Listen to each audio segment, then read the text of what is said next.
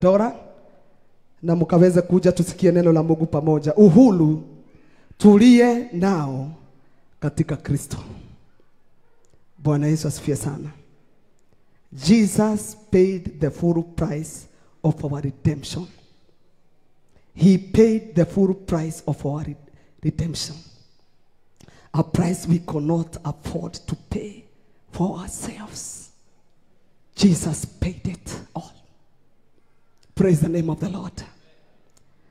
Now, there are two types of freedom. Number one, freedom from the chains of sin. Kukobolewa. Ya kwamba mtu kama hajakobolewa katika dhambi, mtu huyo anaokoka anarudi kwa dhambi. Lakini wale wamekobolewa na wamekuwa huru kweli kweli, wakiokoka hawarudi tena katika dhambi. Number two, God allow us to choose whether or not we will accept the gift of freedom. God allow us to choose whether or not we will accept the gift of freedom. Ni kwa sababu hata akiwa amefanya kazi hii yote, ametupatia uhuru wa kuchagua. Praise the Lord. Na ametupatia uchague kama unataka kuwa huru, kama unataka kuwa mtumwa wa dhambi. Ametupatia freedom. You choose for yourself. Kama unataka kukaa kwa dhambi ama unataka kutoka katika dhambi. Ametupatia uhuru. Kwa hivyo choice ni yako. Ukichoose kuwa free, atakuweka huru kabisa na utakuwa huru kweli kweli. Lakini pamoja na Yesu Kristo kufanya kazi yote ya redemption ndiye tupate ukombozi, kuna watu ambao wamekataa huu ukombozi. Hawalipishwi, alilipa msalabani, lakini bado watu wanataka kukaa katika utumwa wa dhambi. Praise the name of the Lord. Na nataka tuone katika kitabu cha 1 Peter chapter 1 verses 18. 1 Peter chapter 1 verses 18 and 19. Ambayo inasema not with the perishable things like silver or gold. Alitununua kwa damu yake. Alitununua kwa damu yake. Maandiko inasema nanyi mnafahamu kwamba mlikombolewa si kwa vitu viharibikavyo, kwa fedha au dhahabu, mpate kutoka katika mwenendo wenu usiofaa mlio upokea kwa baba zenu. Maandiko ya Mungu inasema ya kwamba nanyi mnafahamu kwamba ya kwamba mlikombolewa sio kwa vitu ambavyo vinaharibika, kwa fedha ama dhahabu, mpate kutoka katika mienendo yenu isiyofaa mliopokea kwa baba zenu. Verses 19. Thank you, Jesus. Our salvation was not purchased with gold or silver or material possessions. It was secured by the precious blood of Jesus, bali kwa damu ya dhamani kama ya mwana kondoo asiye na ila, asiye na mawa, yani ya Kristo. Bwana Yesu asifiwe sana. Ya kwamba kukombolewa kwetu ama kuokoka kwetu was not purchased with gold or silver, lakini ni kupitia damu ya mwana kondoo tukapata kukombolewa. Bwana Yesu asifiwe sana. Kwa hivyo kuna gharama kubwa iliyofanywa msalabani tukaweze kupata uhuru wetu. Na tunaweza kataa kazi yote ilifanywa msalabani na tukae watu ambao wamefungwa. In the book of Galatians. In the book of Galatians. Thank you, Jesus, for the freedom we have through the precious blood of Jesus. The Bible says that stop you putting yourself under the yoke of slavery again. Tulikombolewa, Galatians chapter 5 verses 1. Maandiko mengi yamesomwa na nitazidi na kuyasoma. In the book of Galatians chapter 5 verse 1 inasema, katika kuungana na huyu Kristo alituandika huru. Sikia. Katika kuungana na Kristo alituandika ya kwamba sisi tuko huru. Na maandiko inasema, kwa hiyo simameni wala msinatwe tena chini ya kongwe la utumwa. Tuweke na Kiingereza ya King James Version. Inasema, Christ has set us, stand fast therefore in the liberty with which Christ has made us free, and be not entangled again with the yoke of bondage. Hebu tuweke ingine inasema the yoke of slavery. Christ, in the Message Bible, Christ has set us free to live a free life. So take your stand. Never again let anyone put harness of slavery on you. NIV version inasema, it is for freedom that Christ has set us free. Yes, the Bible says, kwa sababu ya hivyo tumewekwa huru. Stand firm. Stand firm. Then, after standing firm, then, and do not let yourself be burdened again by a yoke of slavery. Maandiko inasema, usikubali tena hata wanadamu wakuweke katika nira ya utumwa, na ulitolewa katika utumwa. Bwana Yesu asifiwe sana. Usifanye hata mwanadamu yoyote akuweke tena nira ya utumwa. Tulitolewa katika utumwani. Sisi tu watumwa, tuko free. Bwana Yesu asifiwe sana. Na tumekataa kuwekwa nira tukae katika utumwani. Hata kanisa linaweza weka watu kwa bondage. Na maandiko inasema, usikubali hata mwanadamu yoyote akuweke katika utumwa uliotolewa na Kristo. Can I hear amen? In the book of 1 Corinthians chapter 7 verses 21, inasema, if you have a chance to become free, take advantage of opportunity. If we find a chance, na tumepatiwa nafasi, the Bible says we should take that opportunity. Biblia inasema ya kwamba, je, uliitwa umtumwa, usione vibaya ati kwamba wakati haukuwa unamjua Kristo, haukuwa umeokoka. Maandiko inasema ulikuwa mtumwa wa dhambi. Ulifanya yale ambao mwili wako ulipenda kufanya. Na maandiko inasema, je, uliitwa umtumwa, usione ni vibaya, lakini kama ukiweza kuwa na uhuru, afadhali kuutumia. Hebu tuweke na Kiingereza. Biblia inasema ya kwamba, are you a slave? Don't let that worry you. Hata kana kwamba ulikuwa mtumwa, usifanye, usione haya, usione aibu ya kwamba ulikuwa mtumwa katika wa dhambi. Ulikuwa unafanya usherati, ungekunywa pombe, ungefurahisha mwili wako. Maandiko inasema you are a slave. Yes, don't let that worry you. But if you get a chance to be free, take it.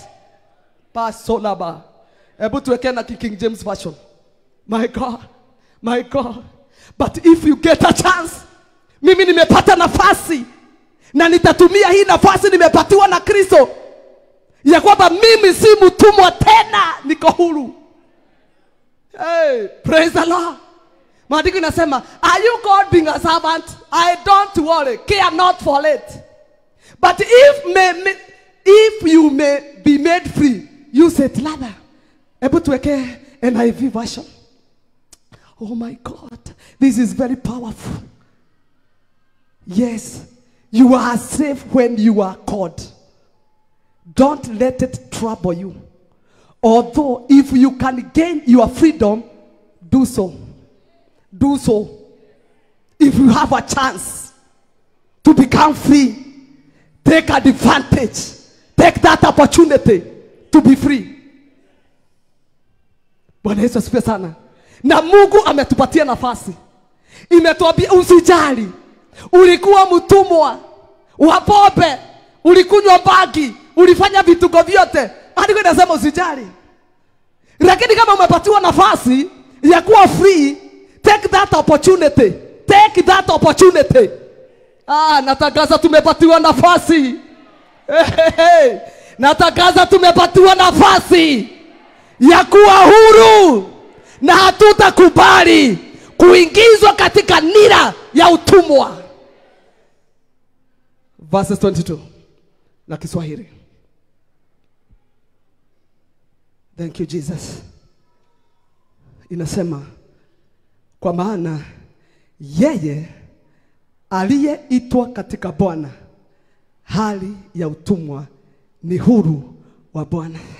Ati wale watu walikuwa wanaambiwa ni watumwa wa dhambi, hawa ndio wanaitwa wako huru katika Bwana.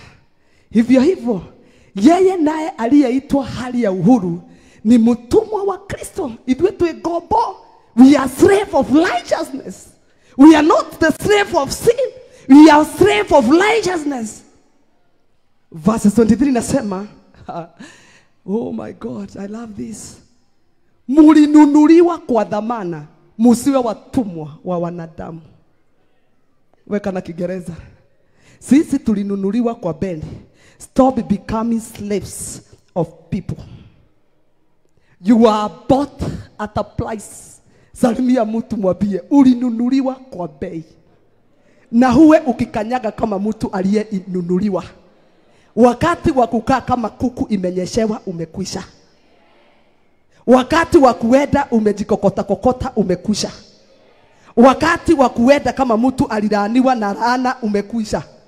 Wakati wa kukubali kufinyiliwa na kunyogwa usiku na mapepo ukiekagwa chini umekwisha. Wakati wetu wa kuwa huru ni sasa. Kwa sababu tulinunuliwa kwa bei.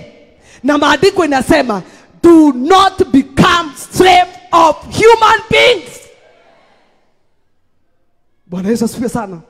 Kwa hivyo mtu, manabii wa uongo wanaweka watu kwa utumwa. Tumekataa. Bwana Yesu asifiwe sana. Kanisa kama hili, na God forbid, kanisa linaweza weka watu kwa utumwa, na watu wengi wako katika utumwa wa dini. Musikule hiki, musifae hivi, musiguze hiki, uoe hivi. Hiyo ni utumwa. Bwana Yesu asifiwe sana. Tukiingia katika mlango wa kanisa, tunaigiaga, tukifika hapa mbele tunainama. Utumwa. Bwana Yesu asifiwe sana. Maandiko inasema, do not become slave of human beings. Kumaanisha wanadamu wanaweka watu katika bondage. Au kuona Shakahora, watu wamewekwa katika bondage. Watu wanatumikishwa. Kanisa yote ambayo watu wanatetea mtumishi hata anaweza jiua, wako kwa bondage. Ukiguza huyo mtumishi ni kama umeuza Mungu mwenyewe. Tena wanamheshimu, wanamuinamia kama Mungu wa mbinguni. Wako katika bondage ya mtumwa wa mwanadamu. Wanaambiwa wasifai hivi. Mimi niko huru. Naweza vaa refu, naweza amua kuvaa fupi. Hata kuna washirika wangu wana youth, nilienda kwa mkahawa fulani nikiwa nimevaa trouser. I am free. Sasa niende out na Pastor George na nguo kama hii. What are you telling me? Umeshawahi ona watu wakienda out na nguo kama hii? What are you telling me? Kutana na mimi kesho holiday after nikuje hapa. Nitakuwa nimevaa, niko huru. I can wear trouser. Hata sikujali kwenda kuwasalamia na kuwahag. Niwakuta kwa mkahawa fulani, sikujua wako huko. Wakaona vile Pastor Esther amejipiga. Hata kepu naweza vaa. Na hiyo haiondoi roho. I am free. Hapa ndio siwezi kuja na hiyo style. Lakini nikute nikipelekwa out. Nitanunua jeans na cape na t-shirt. Na tukikutana na huko, wacha kusema pastor, nisalimie vizuri. Bwana asifiwe mchungaji.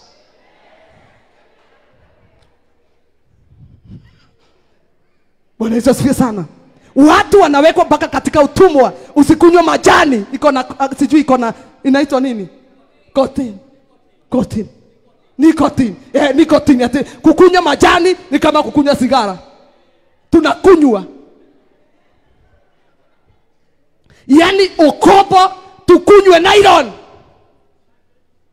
Tunyuage nylon ya iria ndio wako honoka. Hiyo ni bondage. Praise the name of the living God. Hata kuvaa hatuna uniform za kanisa. Uniform zivaliwe na praise team na choir. Lakini wengine hatuwezi vaa hata CFF na dola. Wa mama wanavaa hivi. Hiyo ni utumwa wa shetani. Bwana Yesu asifiwe sana. Kanisa hakuna uniform. Tuvae kwa primary na tuvae kanisa. Hata fashion mpya ikikuja hatujui, ni kwa sababu tuko na uniform zetu. God forbid. God forbid. Sitavaa, nitavaa vile nataka, niko huru. Nitakula kitu chochote, hata nguruwe, nakula na shukrani, niko huru, sijafungwa. Andiko Mungu inasema chakula chochote kimeumbwa na Mungu kipokelewa kwa shukrani. Hata sausage za nguruwe kula. Kuna wakati nilikula rabbit.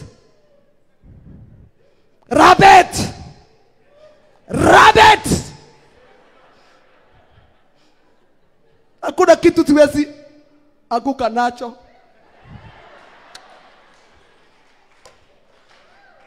Maandiko imeniambia katika Timothy, chakula chochote kimeumbwa na Mungu, ukikula ukipokea kwa shukrani.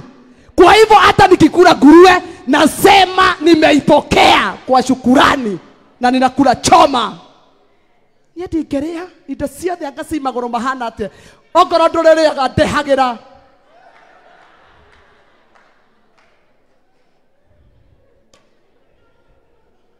Yani watu wamefungwa kwa sababu anataka kuenda mbinguni. Kuna vitu hawezi kula na zirubo na Mungu, na Mungu alisema ni mimi niliziumba, zipokeeni kwa shukrani. Kwa hivyo mtu akikuja kuambia nguruwe haikulangu, mwambie kufungulia Bible. Utumwa tumekataa. Stop becoming slaves of people. Amen. Tuende katika kitabu 2 Corinthians chapter 3 verse 17.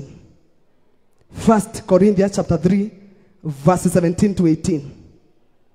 Thank you Jesus. Tulikuwa tumefunikwa wakati hatukuwa tumeokoka. Lakini Kristo kwa damu yake tukatolewa.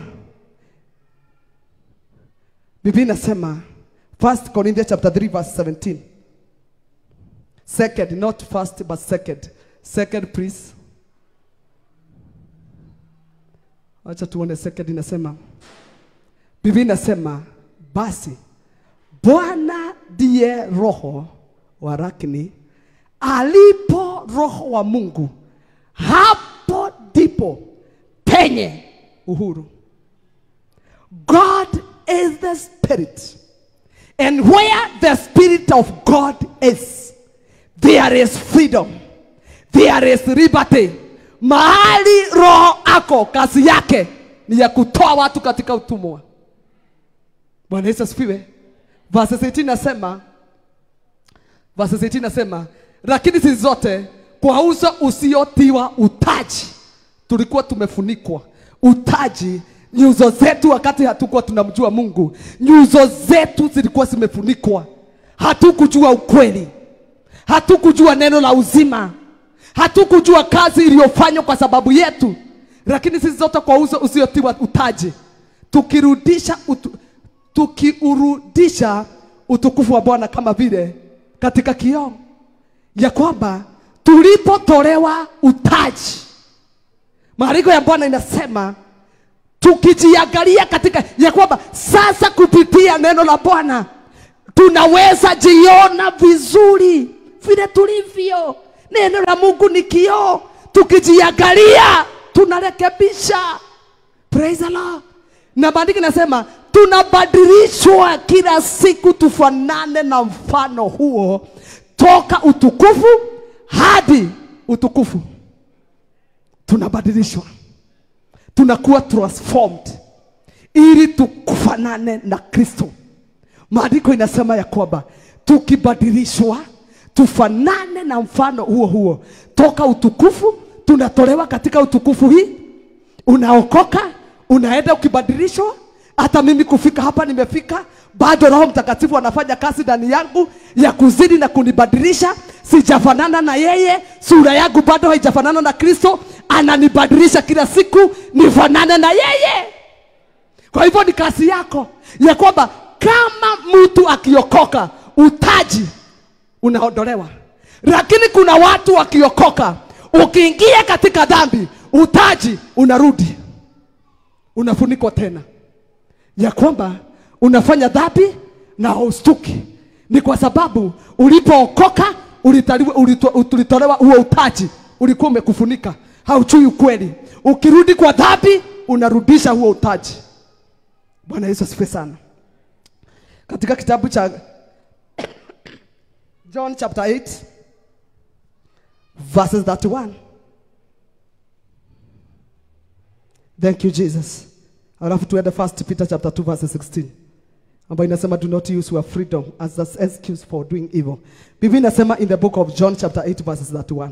Inasema basi Yesu akawaambia wale wa Wayahudi waliomwamini, nyinyi mkikaa katika neno langu mumekuwa wanafunzi wangu kweli kweli. Akawaambia mkijua tena mtaifahamu kweli, nayo hiyo kweli itakuweka huru. Watu wengi hawajajua ukweli ulio katika neno la Bwana. Yesu akawaambia turudisha that one. Yesu akawaambia wale wa Wayahudi waliomwamini, nyinyi mkikaa katika neno langu. Kile kinafanya watu waingizwe katika utumwa. Niliona mtumishi mmoja huwa ninafuata kwa Facebook akisema ya kwamba ticket za kwenda mbinguni ziko Nairobi. Na hii tiketi unatoa pesa kulingana na mahali utataka kukaa. Kama utataka kukua karibu sana na Mungu, kuna zile pesa utalipa kwa hiyo ticket. Nikaambia Pastor George, ni ukuona ole ikogoro. Nitadega ogorore the first class. Unafikiri hakuna watu wataendea? Wataendea. Na Yesu alisema I am the way, the truth and life. Hawajui Yesu peke yake, hawajui hata kazi ile ilifanywa msalabani ndiye tupate wokovu bure. Wataenda watoe pesa, mundu aikarage na tikiti wake muhuko. First class najua zitanunuliwa pesa nyingi.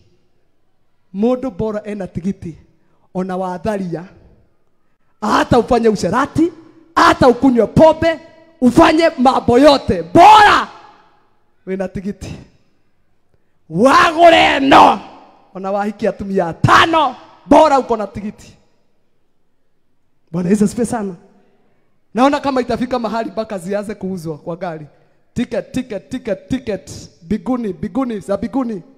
Shaigoro shiegoko, na utaona watu kwa gari mpaka unaambia mtu, "Shitwe, nini unanunua?" Niye shigioka kwanirerwo, ndakwira ingihana muguruki. Naweza simama katika hiyo gari nipige duru 5, gari tetemeke. Hawawezi kununua nikiwa hapo. Na nisimame na neno la Bwana na nihubiri injili. Bwana Yesu asifiwe sana. Maandiko inasema basi Yesu akawaambia wale Wayahudi walioamini, nanyi mkikaa katika neno langu mmekuwa wanafunzi wangu kweli kweli. Kukuwa mwanafunzi kweli kweli ni lazima ujue maandiko inasema namna gani. Hiyo ndio kuwa mwanafunzi kweli kweli. Kama unamfuata Kristo, njua neno la Mungu. Soma neno, jisomee neno. Bwana Yesu asifiwe sana. Soma neno kila siku. Vile unavidi mwili huu, kila siku soma chapter kadhaa za Bible. Akasema verse 32. Mtakuwa wanafunzi wako kweli kweli. Tena mkisoma kwa sababu mko ndani yangu na neno langu nalo liko ndani yenu. Akawaambia tena mtaifahamu. Mtaifahamu kweli, si mko ndani yangu na maneno yangu iko ndani yenu. Kwa hivyo sasa hii mambo mawili ikiwa mtafahamu ukweli ulio katika ndani yangu, na walie neno langu liko ndani yao watafahamu ukweli, na wakifahamu kweli watakuwa huru kweli kweli. Bwana Yesu asifiwe sana. Kwa hivyo bila Kristo kuwa ndani yako na maneno ya Kristo kuwa ndani yako, hauwezi kufahamu ukweli. Utadanganywa katika hii dunia na manabii wa uongo ambao wako katika business. Utadanganywa, vituko zimejaa na watu wale na Bwana akasema katika kitabu cha Thessalonike, kwa sababu watu hawataki kusikia ukweli, naye Mungu akaachilia roho ya watu kudanganywa. Na hii ndio roho inaoperate dunia mzima ya watu kudanganywa, na imetokana na Mungu. Ni kwa sababu watu hawataki kujua ukweli ulio katika neno la Bwana, naye Mungu ameachilia roho ya watu wadanganywe. Watanunua ticket na wauze mashamba wakinunua ticket za kwenda mbinguni, na Mungu hata wafunulia kama ni uongo, kwa sababu alikataa kweli. Tena wanataka mahali kanisa inaachilia tu mambo ya kupokea. Wanataka injili, zinaitwa injili za Weetabix. Hawatafuni, wanameza tu injili za Cerelac, na hiyo ya Cerelac haitafanya watu waogope Mungu. Praise the name of the living God. 1 Peter chapter 2 verse 16. Alafu tuende Romans chapter 6. Nitajaribu kusoma maandiko mengi kidogo. 1 Peter chapter 2 verse 16. Inasema usitutumie huru wetu kufanya dhambi. Do not use your freedom as an excuse for doing evil. Inasema hivi, kama walio huru, ila wasio utumia uhuru huo kwa kustiri ubaya, bali kama watumwa wa Mungu. Hebu tuwekee na Kiingereza. Usitumie uhuru uliye nayo wa kuokoka kufanya dhambi. Live as free people. Tukae kama watu ambao wako free. Hakuna vifungo za dhambi ndani yao. But do not use freedom. Uo uhuru tumepatiwa na Kristo ni wakuwa watu wenye haki. Usitumie kwa kutenda mabaya. Na maandiko inasema live as free people, but do not use your freedom as a cover up for evil. Live as God's slave. Hebu tuweke King James version tuone vile inasema. Thank you Jesus. As free, and do not use as a free, and do not using your liberty for a crop of maliciousness, but as servants of God. Praise the Lord. Turudishie kwa Kiswahili verse 17. Tusitumie. Turudishie 16 na Kiswahili.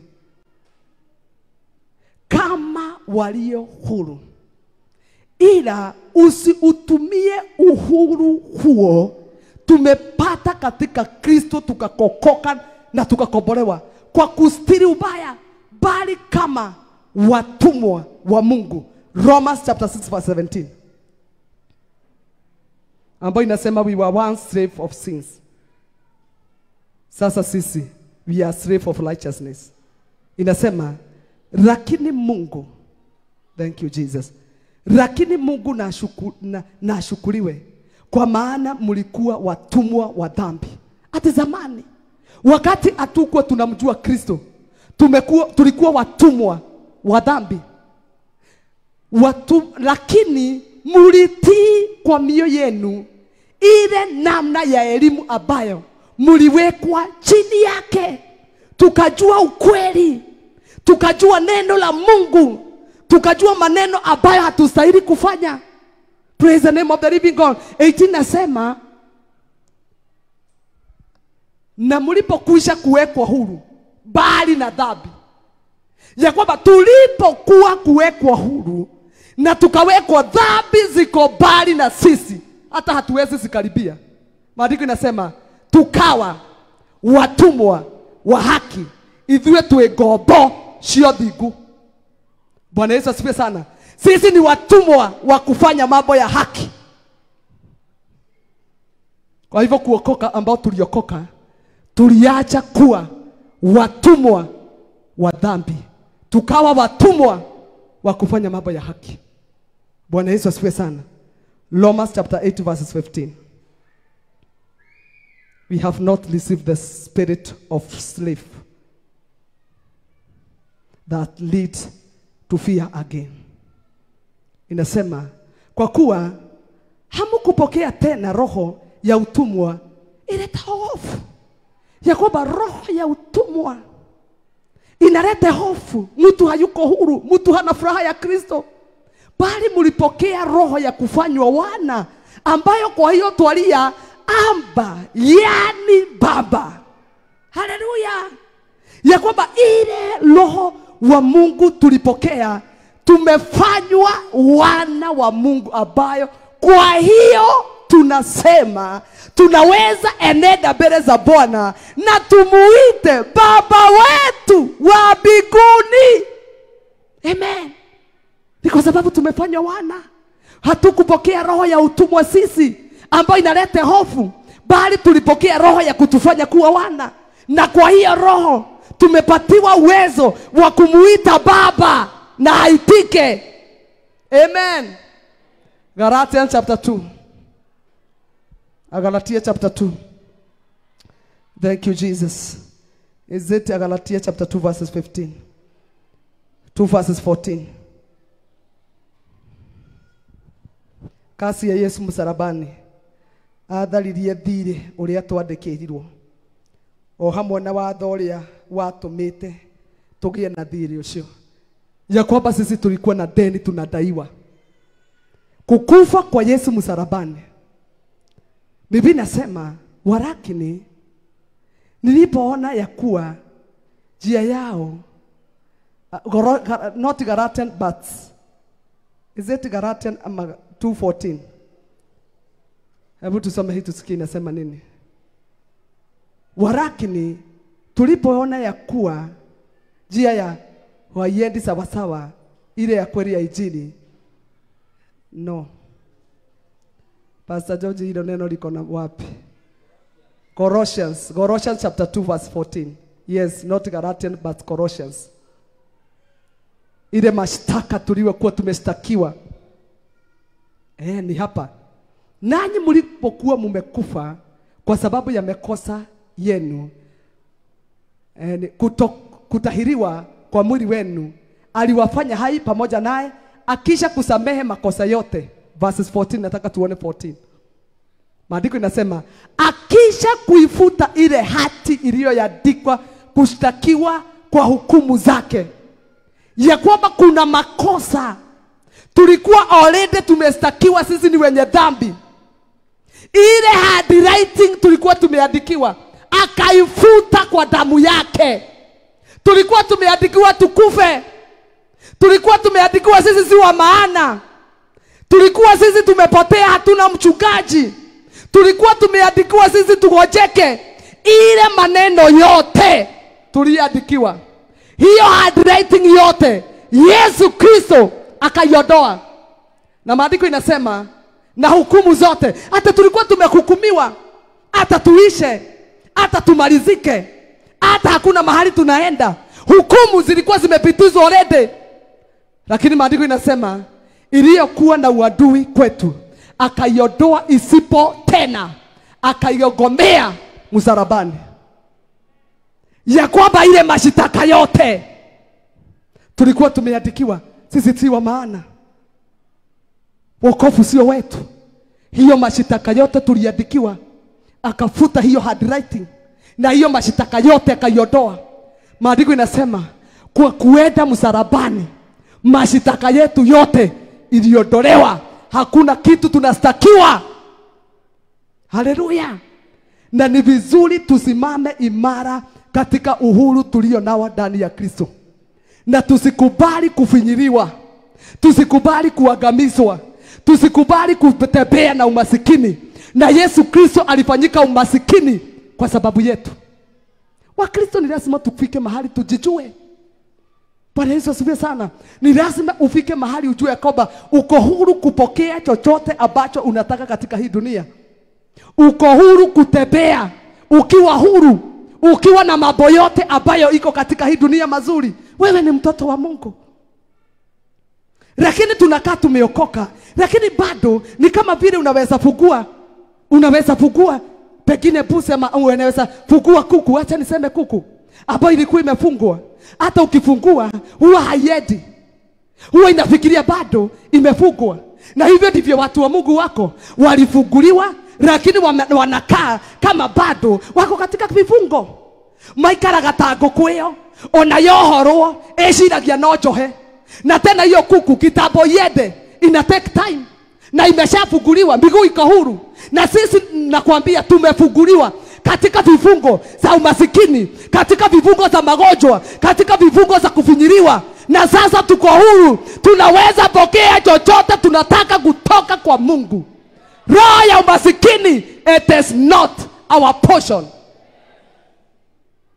Na tumekataa ile wimbo watu wanaibanga kama wako na roho na ni mchezo. Ona ng'ombe ni twarega ndotoria kiregerera. Sasa hiyo wimbo ni nani aliimba? Bila revelation. Na ukiona watu wakiimba na drama, nikava besha shikare kwanza atumia shikare edi nikava besha shikare totoria kiregerero. Ona ng'ombe toti hata busi hatutaki, hata ng'ombe hatutaki, kile ni tunataka. We kama haujawahi kaa katika umasikini kama familia ambayo nimetoka, wewe haujui poverty ni kusema nini. Tumeambiwa hapa na jenga maisha yetu vile ilikuwa, na sasa saa hii as I am talking, ate kwetu kunaweza pakiwa gari kadhaa. Praise the name of the living God. Familia ambayo haikuwa na mbele wala nyuma, familia ya watoto 10. Hata sisi tulikuwa katika shamba, watu wale wengine wakitoa hata tumahidi kwa shamba yetu tulikula zamani. Siaje kwearira wewe, wacha kusemaga wewe. Mahidi ikianza hata haijakuwa ya mtugo, sisi tunakula baka hizo vitu. I remember siku moja huyu mama jao tulitafuta ya kukula, tukapatiwa carrots. Sisi hatukuwa tunajua carrot haisemushwi. Biogeria niguo ndakwira gushamukia carrot. Tukaweka moto, tukaziweka chini tukule. Na kwa pia na yakaniambia, "Oh, itirea ogwo." Zimejaa sukari, ni baya. Tulikuwa tunadhani ni kama gwache. Praise the name of the living God. Yani kama kuna kitu mimi nimechukia, Pastor George, ni poverty. Poverty. Yani paka shule hauwezi shika kitu maana hata haukukula. Ile mambo nimeshaambiwa na walimu ya uko Mongo, wabo idokoragwo na mutwe mwega. Ici neto. Ni kwa sababu hakuna kitu unashika. Siku moja paka mwalimu haipiki anasoma composition yangu mbele ya watu. Mimi nikikutana na huyo mwalimu, toka imoigue. Akaita watoto. Sasa hiyo tumeandikiwa unforgettable day. Zile vitu ninaandika hapo unforgettable day. Unforgettable day, kisu ya kwanza hata sijui ni nini. Sasa ninauliza unforgettable day. Ninaambia ni ile siku hautasema. Ni muthenya ule wa boyo utakarigana. Sasa na uandiki na Kikuyu ni Kiingereza. Nakwambia unafikiria unforgettable day was Haina come home. When Haina come home, our doggy Dixon come out. And our dog started to say, Gugu, Gugu, Gugu. Where?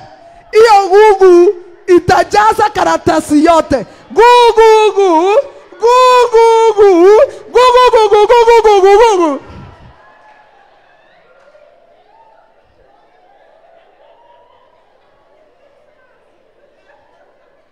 My mother come out. Sasa unashindo utasema alikama utakaguka. Unasema boom boom boom.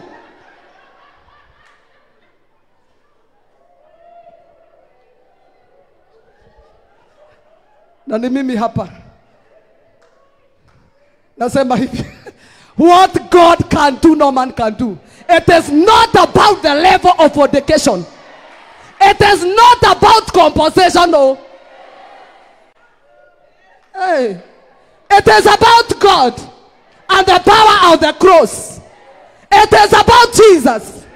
Hey, it is about Jesus. It is about Jesus. I declare it is about Jesus, our Savior and our Lord. His name is Yahweh. When he says yes, nobody can say no. Asa mwalimu sasa atapaka nakwambia wewe dogo modhi, wewe ni marenge, sema wewe ni marenge. Nini marenge? Sasa hiyo marenge ndio hii. Hiyo marenge ndio hii imebadilishwa na damu ya Yesu.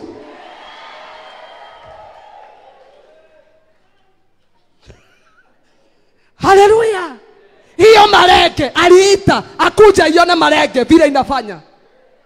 Kupitia agano ya damu ya Yesu aliyetutakasa na kutukomboa, ameniweka huru. I can speak English. I can go international without the certificate, because there is God in heaven who changes not.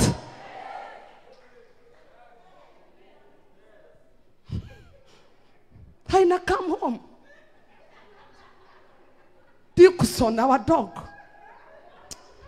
And niletee hiyo compensation sahi. And forget about it. Aone ile mistari nitaweka hapo. I can make it now. Yani Mungu anatoa udogomothi katika kichwa cha mtu, anauotoa kwa damu. Mimi Esther Wambui Ng'ang'a, one day mama yangu aliniita akaniambia, akina Jenga hawa, Jenga inuka na miguu yako, watakufa na njaa na Monica. Simama, acha kujifanya huko. Hawa ndio Mungu na wengine wako nyuma. Mungu, mama akaniita siku moja, akijina na Gikuyu Wambui, kuja nikwambie. Akaniambia, unaweza soma, kaeni chini, unaweza soma vibao ya barabara? Nikamwambia ndio. Unaweza adikia mtu barua na Kikuyu? Akaniambia, gĩa kure kĩgĩkinye hau ndio karemerie ciana cianyu nĩ igũkua. Oh my God. Oh my God, I am telling you, there is God in heaven. Watoto walikuwa wanaenda shule bila kukula. Na ni wengi, watano wako nyuma yangu. Mama yangu akaliangalia ni nani anaweza mwambie ajitoe muhanga kwa sababu ya wengine. Akaona ni mimi. Akaniambia, usisome tena, enda ukafanya vibarua. Oh my God. Oh my God. Wamama wakajaribu kuongea na mama yangu, nitapotea. Wakamwambia, akasema wacha ifike hapo, Mungu anajua atafanya nini na maisha yake. Nikaanza kufanya kibarua. At the age of 17 nilikuwa mama. Nilikuwa kama mama. Nimejulikana kijiji wapi. Nikiwa miaka 17 nilikuwa ninabeba viazi hata debe 3 kutoka mlima unaitwa Shamata mpaka kwetu. Ninachoka kwa sababu ulipatiwa viazi, kwenu kuko na njaa, hauwezi sema hautapeleka. Ninasiagusha kwa mlima, ninaenda nikisifuata, zinateremuka. Na ninakuja nikiokota kuni. Nilikuwa mama na 17 years. I am telling you, there is God in heaven. I don't have any certificate, but there is God. There is God in heaven. My mom told me, even if hautasoma kama wengine, God atakufanya usaidia hawa watu wote. Believe me not, I am the star in that house of 10 children. There is God in heaven. Praise the name of the Lord. Kwa hivyo wakati ninakuambia ya kwamba Mungu anaweza, amini ya kwamba hakuna situation yoyote ambayo Mungu hawezi akaibadilisha. Our God is faithful God. Wacha tuone neno ninapomaliza. Galatians chapter 6 verse 17. Let no one, any man, trouble you, for you bear the mark of Jesus Christ.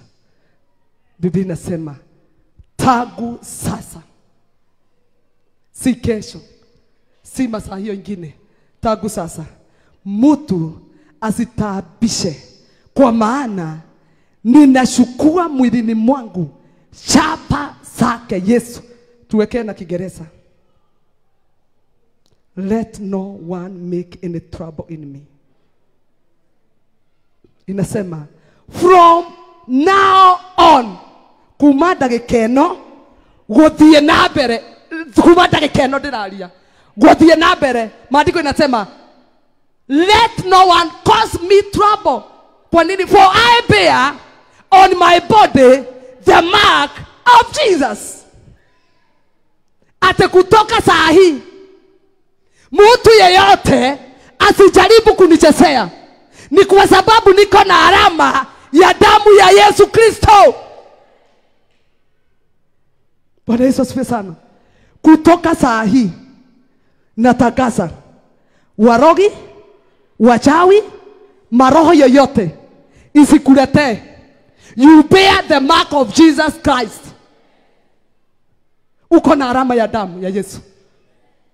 From now on, ukitembea, tembea ukijua ya kwamba no man can trouble me, for I bear the mark of Jesus Christ.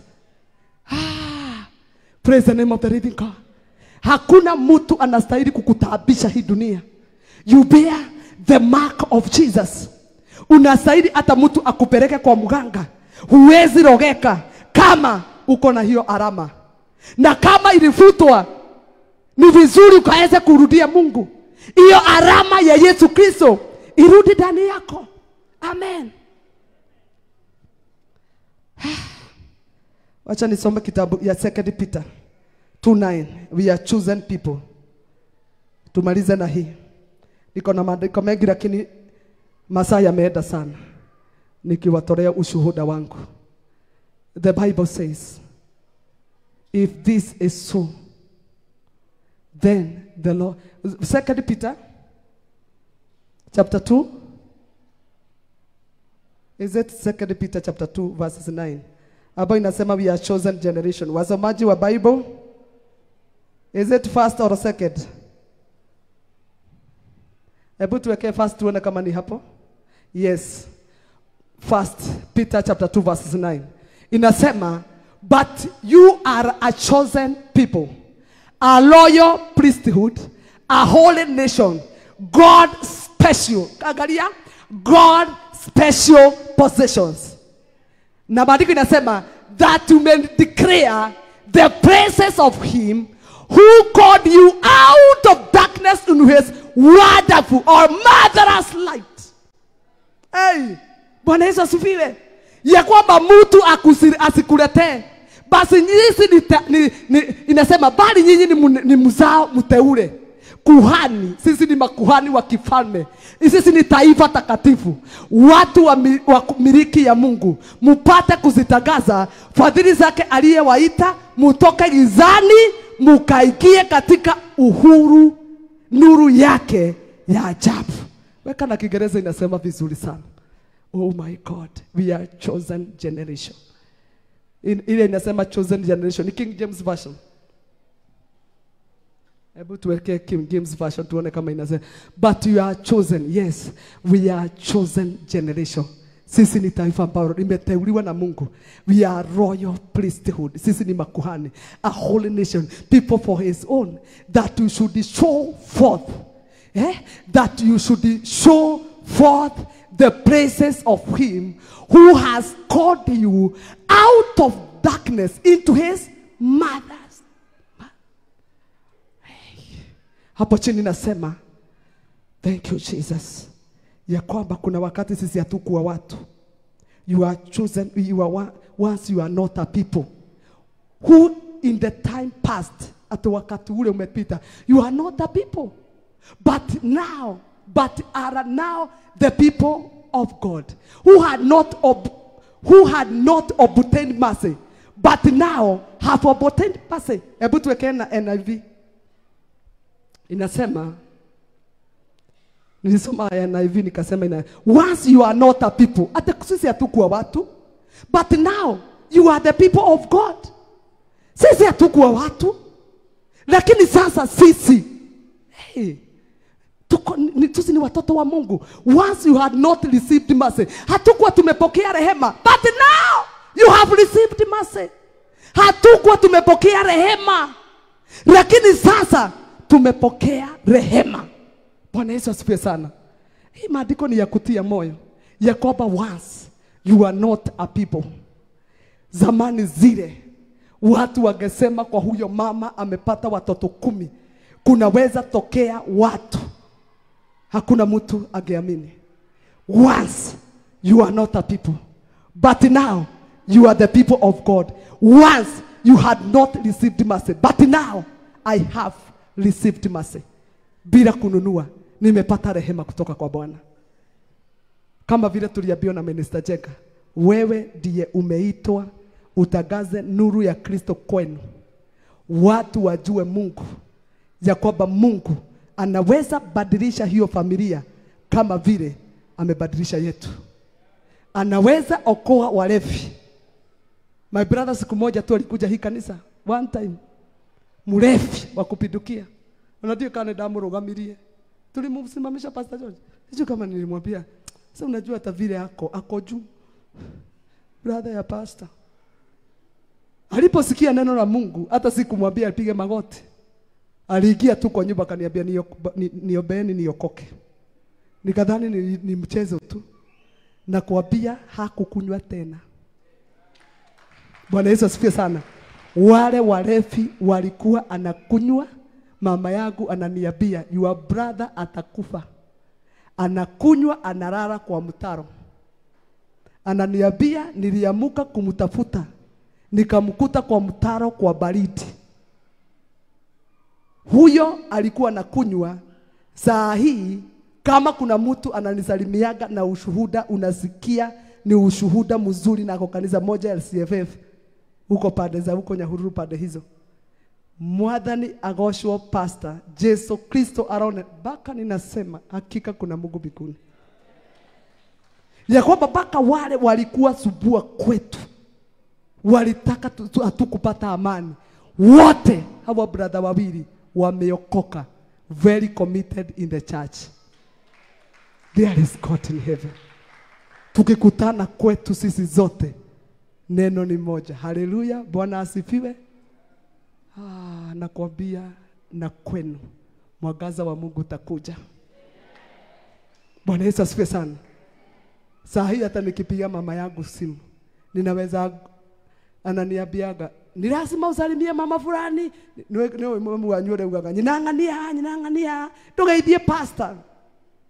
Paka ananiambiaga yani tumbo yangu inaweza toka watumishi. Tumefuatana line watumishi wa Mungu, na mnaonanga hapa wakihubiri. Na kwenu ninakuambia huyu Mungu ambaye alilete mwangaza kwetu, Mungu huyo wa mbinguni anaenda kubadilisha familia kupitia nyinyi ambao mko chini ya Pastor Esther. Kwanu gemino ikaugwo, kwenu mama yako atafurahia kabla atoke hii dunia. Bwana Yesu asifiwe sana. Biblia inasema katika kitabu cha Maraki, nimalize naye Maraki 4:2, but the son of righteousness will arise with healing. Jakoba jua la haki linaenda kutumulikia.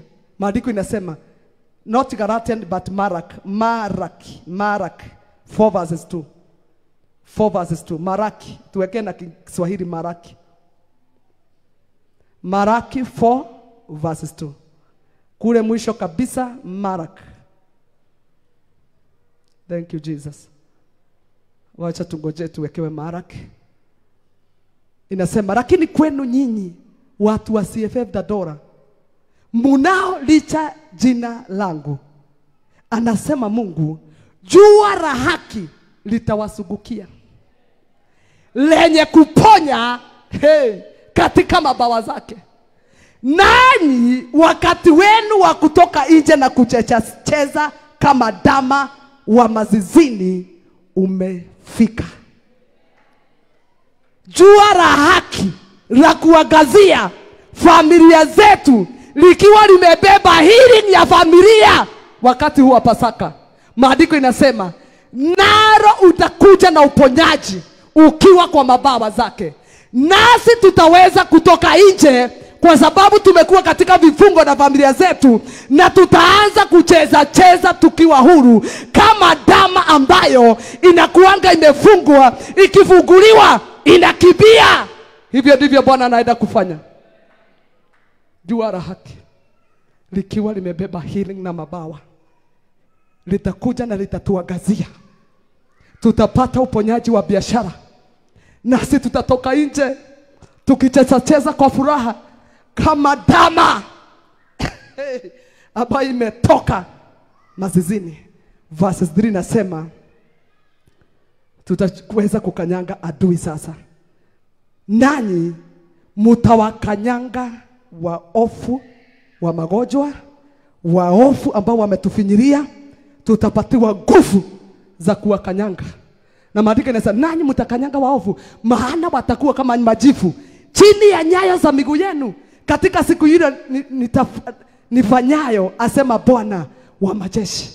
Ate Mungu kwa sababu amekuja na hili ya kutuponya na kutukomboa, akiwa amebeba kwa mabawa zake hili, akitembea kwenu anatembea na hili. Na maandiko inasema ya kwamba tutakucheza maana tumekuwa kama dama amefungiwa. Na Yesu Kristo wakati alikuwa anaenda Yerusalemu, akawaambia wanafunzi wake wawili, muende huko katika karibu na mlango wa Yerusalemu, mtakuta mwanapunda amefungwa, mfungueni. Na akawaambia mkiulizwa ni nani amesema, mwambie ni mimi nimesema. Bwana Yesu asifiwe sana. Hivyo ndivyo Bwana anasema ya kwamba aliwaambia mwalio noa ugale waambie master amesema. Na hivyo ndivyo Mungu amekuja kutufungua. Mimi nataka kwa dakika chache, na nikakwambia kwetu kulikuwa na umaskini ambao sio wa kawaida, ya kukuliwa na vitu, ya kuenda mumerarukiwa shule, hamuna viatu. Na kwetu ni kule Orokarao, kuna nyesha. Yani muko katika bondage fulani ya umasikini. Nataka uenende mbele za Bwana Ulilie Mungu. Umwambie Mungu umesema unakuja na healing na mabawa. Iraga ya kuririkane. Akoririkana kwanyu ni kwagera. Rima shakata ya deba. Rakozina mazeta rianda. Ni wakati wa kumulilia Bwana. Raka mashata wakati wa Pasaka. Alisema yote imekwisha, tuamini yote imekwisha. Raka masheketere bazoka ya daba. Reka mashata ribabose keteri bahande. Rika mashata, maandiko imesema let no man trouble me, because I bear the mark of Jesus Christ in my body.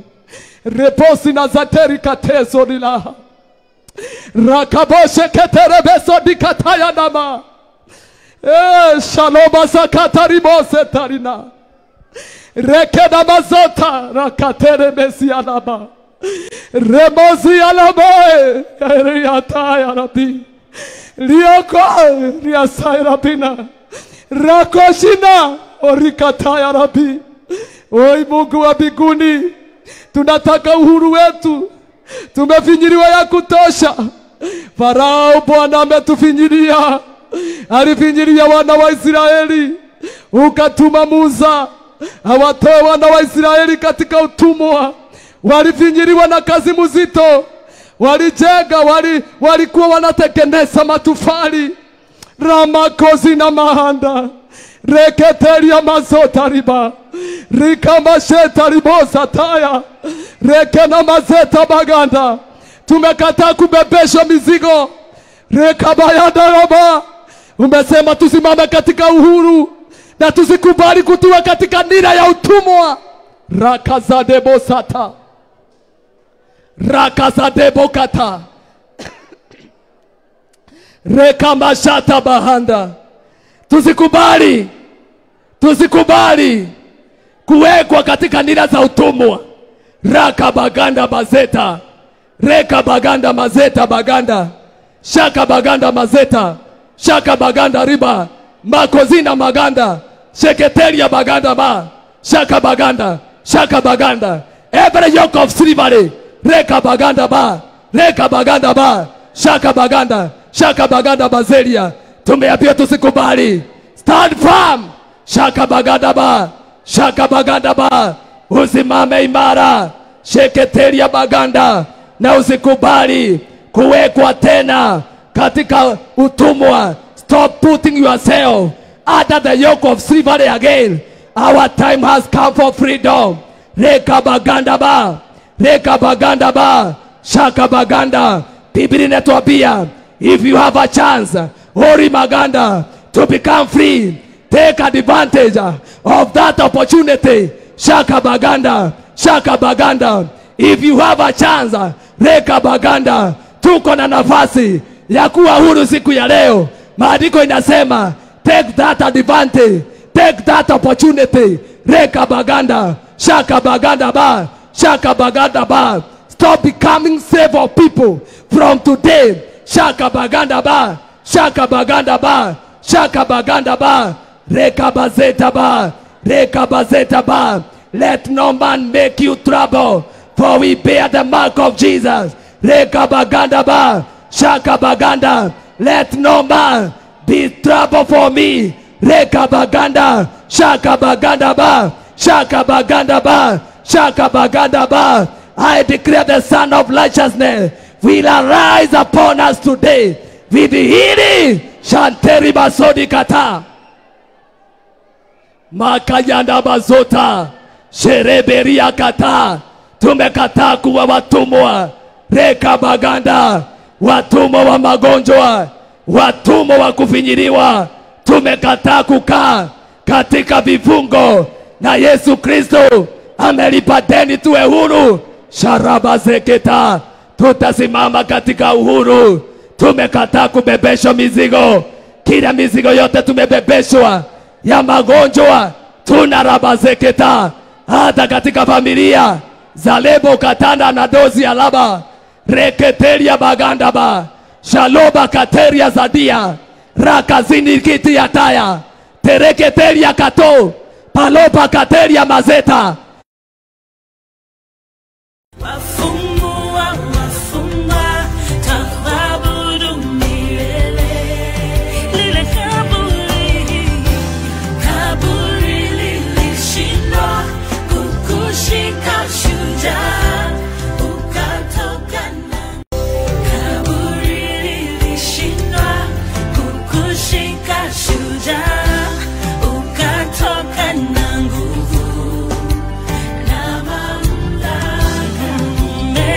umeketi enzini, wafungua